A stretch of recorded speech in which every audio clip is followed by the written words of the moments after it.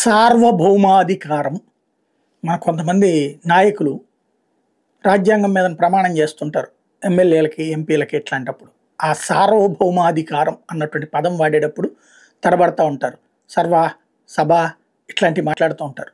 సార్వభౌమాధికారం, sovereignty, ఏదైతే సర్వసత్తాక దేశం కిందన ఉండేటటువంటి సార్వభౌమాధికారం అంటే ఇంకా అంతకు మించి అధికారం లేదు, అల్టిమేట్ పవర్.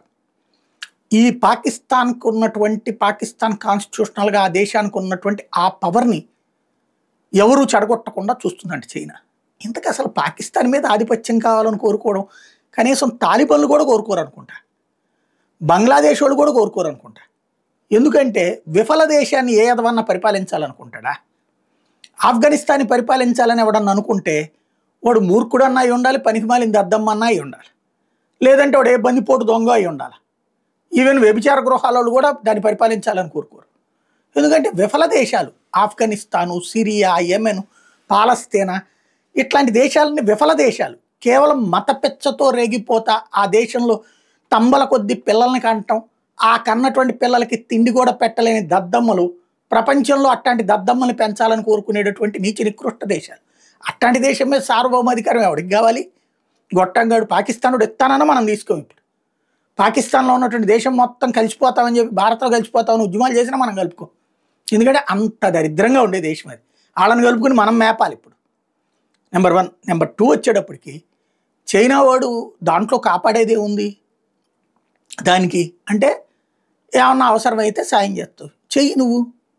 చైనా సాయం చేసితే చైనాకి సంబంధించినటువంటి ఆయుధాలతో గెలిచినటువంటి ఒక్క దేశం పేరు చెప్పు. ఏమన్నా ఉందా? చైనా ఇచ్చిన ఆయుధాలతో మేము గెలిచామని.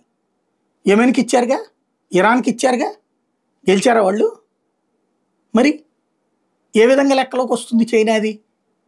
ఇరాన్ ద్వారా ఈ తీవ్రవాద దేశాలన్నిటికీ ఇచ్చారు. ఇజ్రాయెల్ కొట్టవతలు పడేసింది. అంటే అదే ఇజ్రాయెల్ భారత్కి అండగా ఉంది. కాబట్టి వాడిచ్చిన ఆయుధాలు ముందు ఇంకోటి ఏంటంటే మొరటోడికి మొగలు పువ్విస్తే మడిచి ఎక్కడో పెట్టుకున్నాడట. అట్లాగా వాడు ఇస్తే ఇవ్వచ్చును, కానీ ఏం చేయాలో తెలియదు కదా. వీళ్ళకి F-16 లాంటి యుద్ధ విమానాన్ని మిగ్గుతో కూల్చుకున్నారంటే వాళ్ళు ఎంత సన్నాసులో అర్థమవుతుంది.